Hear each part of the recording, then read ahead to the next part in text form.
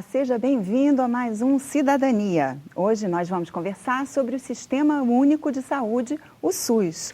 Nossa convidada é a doutora Ana Maria Costa, diretora executiva do SEBS, Centro Brasileiro de Estudos da Saúde, e coordenadora geral da Associação Latino-Americana de Medicina Social. Doutora Ana, o SEBS foi quem participou da criação do SUS, que foi criado aqui no Congresso Nacional, na Constituinte, né? Como foi essa criação? Na verdade, foi um processo longo, porque a insatisfação com o sistema anterior de saúde era muito grande.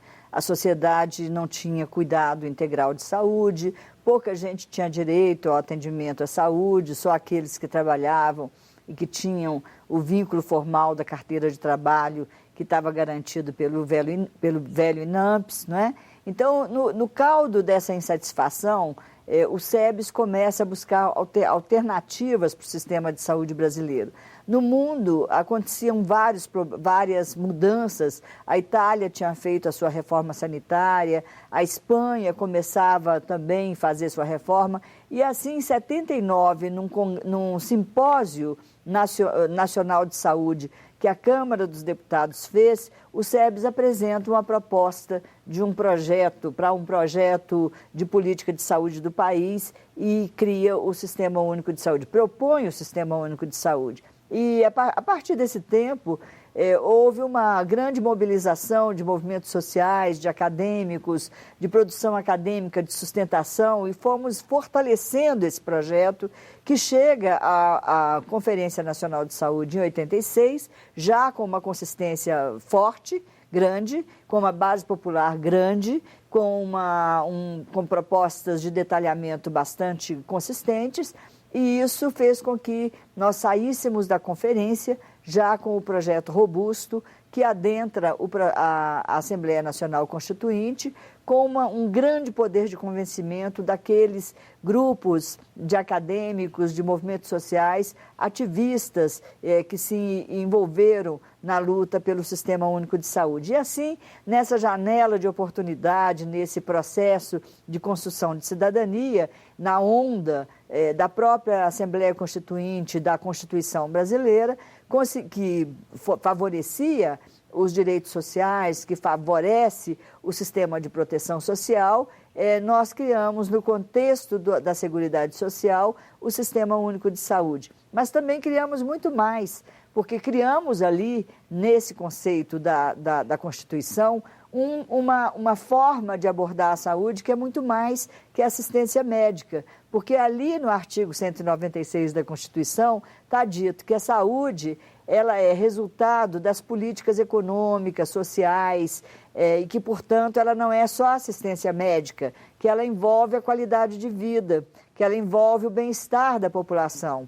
Isso é muito valoroso para o Brasil, porque quando uma política econômica é desfavorável ao bem-estar, ela desfavorece a saúde. Quando ela sacrifica o trabalho, ela sacrifica a segurança alimentar, a possibilidade das pessoas viverem dignamente, ela também sacrifica com isso a saúde, porque nós temos um reflexo direto disso nas condições de saúde. As pessoas passam a adoecer mais, a morrer de mortes desnecessárias, quando elas não têm políticas econômicas que são favoráveis à qualidade de vida. As outras políticas sociais também produzem saúde. A política de habitação, de educação, de lazer, né? Todas essas políticas, e isso está na nossa Constituição.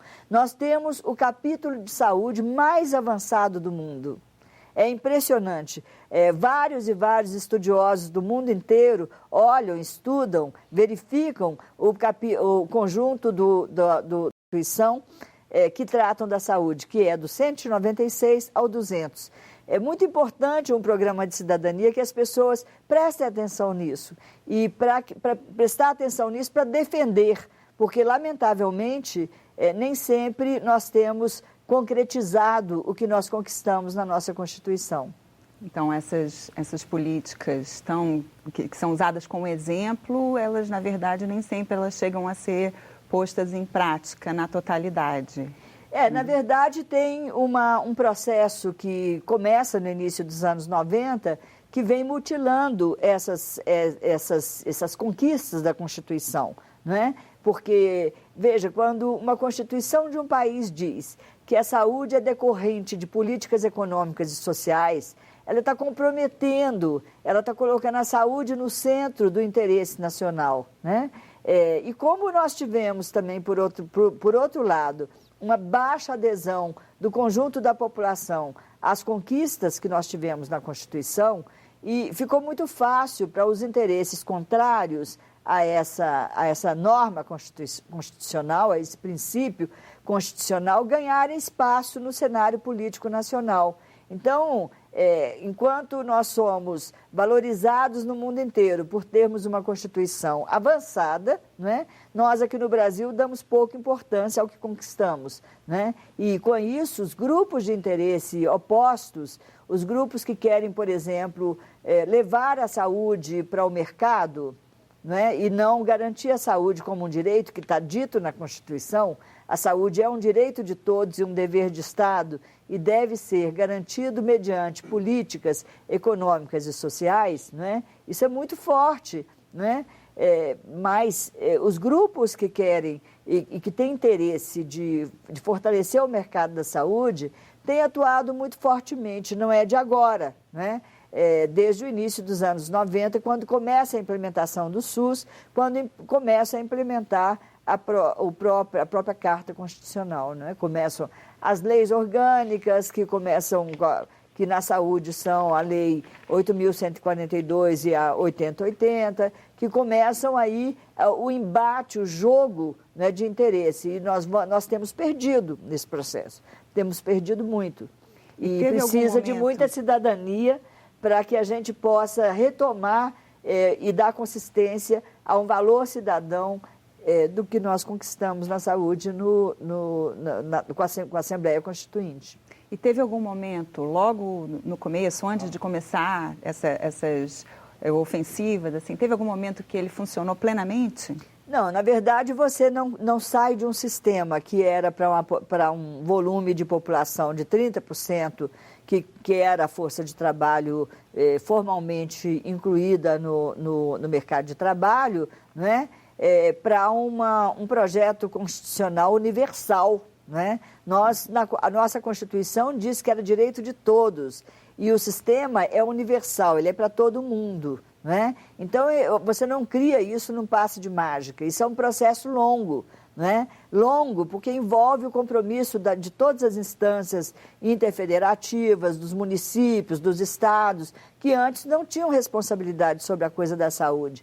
É necessário criar redes, ter profissionais, criar insumos, tecnologias, possibilidade de realização de exames, enfim, tudo o que a saúde requer. Então, isso não se dá num passe de mágica. É importante lembrar, né, que no início dos anos 90, logo de saída, na criação da legislação, o SUS, que era para ser universal, já começa a ser confrontado com os interesses do campo privado. Por exemplo, nós perdemos a condição de universal porque a legislação orgânica, ordinária, ela autoriza a prática da assistência privada por meio de serviços complementares, né? Que diz sobre serviços complementares e começa a abrir a possibilidade, né, que as pessoas tenham os planos privados de saúde, como aconteceu ao longo dos anos 90 e vem acontecendo até hoje, não é? Quer dizer, os planos privados de saúde que nasceram lá no sindicalismo do ABC dos anos 70, não é? Como alternativa para a cobertura da assistência médica da população sindicalizada. Naquela época não tinha direito à saúde pública. Naquela época, as pessoas tinham direito à assistência pelo INAMPS, que era um Instituto Nacional de Previdência e Assistência Social gerido pelo Estado e ordenado pelo Estado e que oferecia assistência médica. Mas o sindicalismo do ABC querendo uma assistência mais qualificada, entre aspas, mais sofisticada, começa a fazer acordos com grupos, as chamadas medicinas de grupo, e ali nascem os primeiros planos privados de saúde do Brasil, né? Querendo um atendimento, digamos, diferenciado, né? Se achando merecedor de algo que não era o oferecido pelo INAMPS. E a partir dali cria-se essa ideia, né, de que pode, que associa a qualidade da assistência a um conjunto de atributos que necessariamente está relacionado com a qualidade real, mas é o serviço, a sala de visitas, a hotelaria, a sofisticação e a inclusão de mais e mais procedimentos, o que nem sempre significa melhor assistência médica. Aliás, hoje a gente comprova, né? Isso envolve mais custo, maior custo, mas necessariamente envolve melhor assistência médica. Se a gente for comparar hoje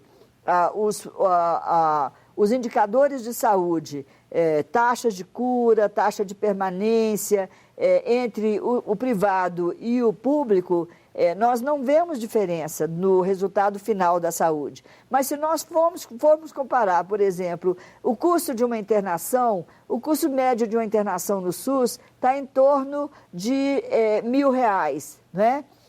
O custo médio de internação num plano de saúde é 10 vezes mais, né? 10 vezes mais porque isso envolve hotelaria, uma alimentação mais sofisticada, mais exames, porque interessa também ao setor privado realizar mais procedimentos, porque é assim também que ele lucra, não é? Exames às vezes desnecessários. Então. Muitas vezes desnecessários, né? Muitas vezes desnecessários. O SUS tem os mesmos resultados com um custo muito menor. Né? Então, quer dizer que quando a gente vai ver os dados mesmo de cura, de recuperação, é falsa essa ideia de achar que os planos privados eles têm um melhor atendimento. É que estão salvando as pessoas. Não é verdade. Não é verdade. O SUS é o responsável, inclusive, pela cura, pelo restabelecimento da saúde da maior parte da população que tem doenças graves. Por exemplo, os cânceres.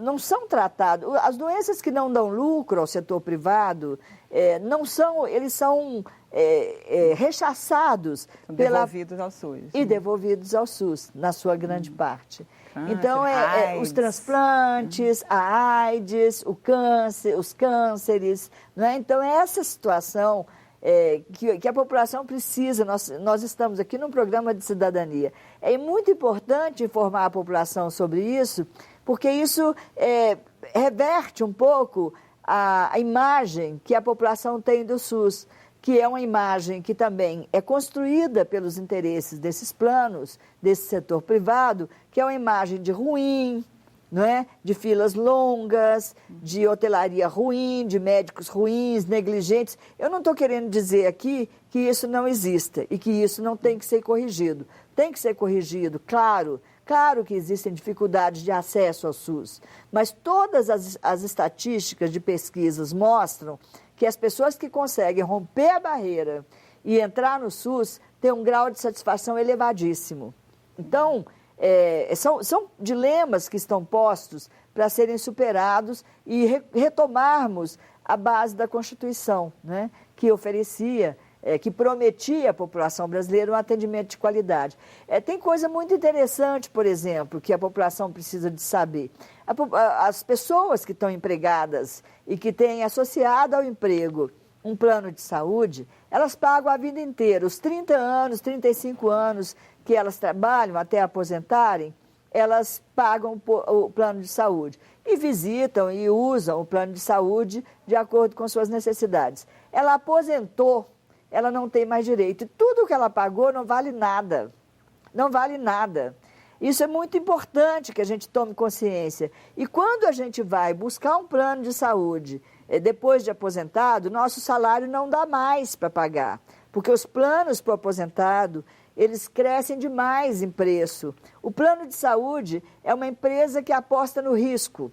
Então, o risco de uma pessoa velha, uma pessoa idosa, acima de 65 anos, adoecer, é um risco muito grande. É normal isso no mundo inteiro. Mas é justamente nesse momento que ela vai ter necessidade. Ela mais precisa. Né?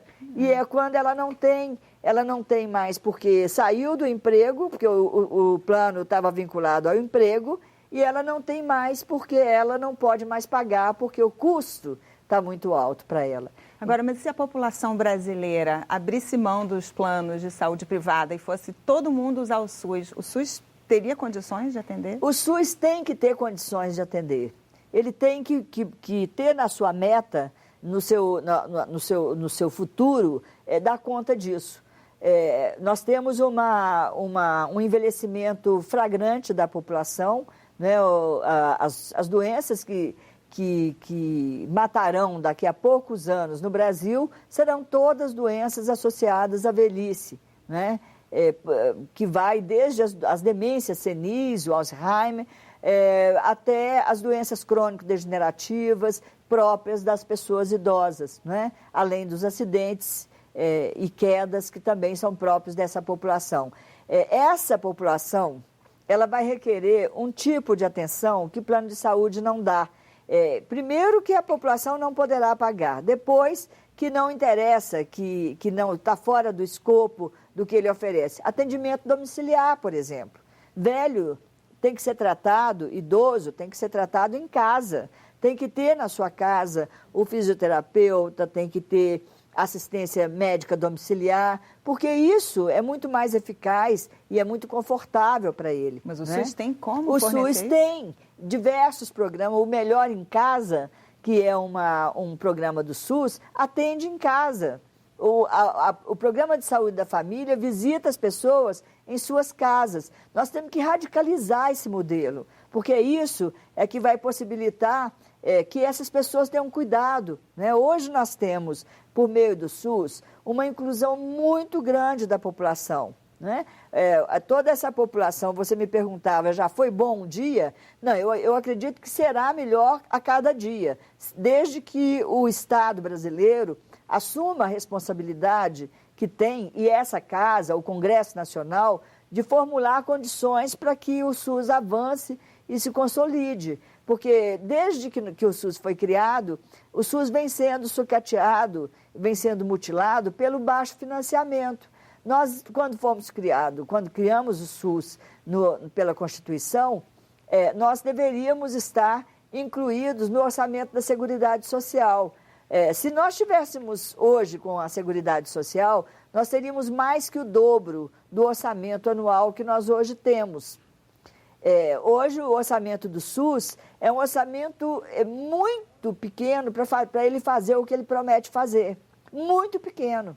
Então, ele tem feito já bastante coisas para o que tem para a possibilidade que ele tem como financiamento atual. Nós precisamos de lutar por financiamento digno e adequado, com fontes fixas, sem o risco de serem desvinculadas de serem desvinculadas, porque é fonte vinculada que ninguém mexe, que governo nenhum mexe, porque a saúde deve ser entendida como uma prioridade. Essa conquista atual vai depender da população. Então, mobilizar a população para garantir o seu direito à saúde, que já está previsto na Constituição, é essencial. E isso envolve um pensamento e uma prática de cidadania. O Brasil precisa de criar leis que reduzam, por exemplo, todos os benefícios que o plano privado hoje tem do recurso público. O imposto de renda, ele perdoa o gasto que as famílias têm com o pagamento de plano. Essa prática do ressarcimento é a maior prática anti-SUS porque tudo que você gasta, você tem compensação na hora que você vai resolver o seu imposto de renda a cada ano. As pessoas não veem vantagem, né, em procurar o SUS. É lógico, porque pode pagar qualquer coisa que vai ter um ressarcimento. Então, nós temos uma Constituição que elege o SUS, elege um sistema universal e toda uma prática de leis que corrompe esse princípio, né, que leva e conduz para o mercado, como se o mercado fosse a solução para a saúde. Então, esses ataques ao SUS têm vindo das próprias leis aqui de dentro do Congresso mesmo. A maior delas é a PEC 451, que está circulando na Câmara dos Deputados e que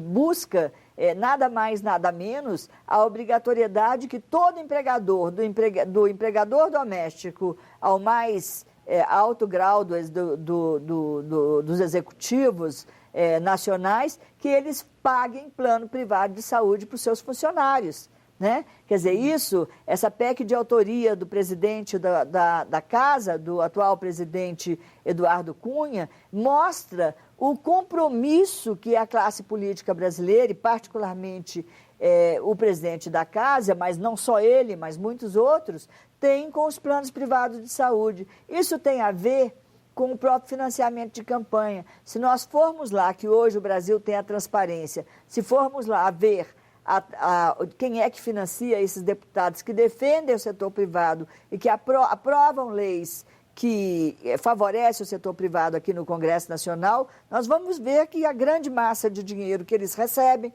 para suas campanhas justamente provém dos planos privados de saúde, das empresas operadoras de planos privados de saúde. Então, são mecanismos perversos que foram se instalando na sociedade brasileira, que precisam de serem desmontados para que o SUS possa, primeiro, ter um financiamento adequado, se realizar como um sistema de saúde que seja tão importante para o povo brasileiro como é o NHS na Inglaterra. Se nós vermos, por exemplo, o sistema de saúde inglês, ele foi a política celebrada na abertura das Olimpíadas, porque o povo tem orgulho dele, porque tudo funciona muito bem lá. E o nosso sistema foi feito para funcionar bem também. Para funcionar bem. E para isso nós precisamos de criar carreiras, precisamos de acabar, por exemplo, com a lei da responsabilidade fiscal na saúde, porque saúde não se faz com máquina, se faz com gente que sabe ouvir, com gente que sabe escutar as dores, os sofrimentos da população, que saiba receitar, que saiba acolher, né? Então, a lei de responsabilidade fiscal é um outro empecilho muito grande para o SUS, porque ela impede que o gestor contrate as pessoas que o SUS precisa. Ela foi muito celebrada como uma lei que regula o gasto público, mas determinadas políticas não podem se submeter a ela, porque elas são feitas por gente, né? Então, são medidas que essa casa, comprometendo com a cidadania, com os direitos sociais, com o direito da população brasileira, precisa refletir, né, e redirecionar a sua prática. Agora houve uma lei de 95 que um deputado paulista, que já não está mais na casa, criou para que o SUS pudesse ter flexibilizada o uso de recursos para a contratação de pessoal. Essa lei acaba de ser desarquivada pelo deputado Jorge Sola e nós esperamos muito dela. É a Lei 251 de 2015. Então, justamente, é uma lei que flexibiliza a lei de responsabilidade fiscal para a saúde. Extremamente necessária. Sem ela, o SUS vai realmente se tornar um sistema frustrante e um sistema inacabado eternamente. Agora, nesse momento, nós temos gravíssimos problemas de continuar fazendo o que o SUS já vem fazendo. Então, a questão do financiamento hoje, ela é gritante, porque nós não temos como fechar a conta do ano. E o ano que vem vai ser mais grave ainda. Então, se nós não tivermos responsabilidade de dotação de mais fontes de recursos estáveis, se nós considerarmos como foi considerado o orçamento do pré-sal como base de piso e não como recurso adicional, né, nós estaremos decretando que o SUS vai ser um sistema ruim para a população pobre e não um sistema bom para toda a população brasileira. Doutora Ana Maria, muito obrigada pela entrevista e obrigada a você também que nos assiste. Se você quiser fazer alguma sugestão, ligue 0800 61 2211 e se você quiser rever esse ou outros programas da TV Senado, entre no nosso site na internet. O endereço é www.senado.leg.br/TV. Obrigada pela audiência e até o próximo Cidadania.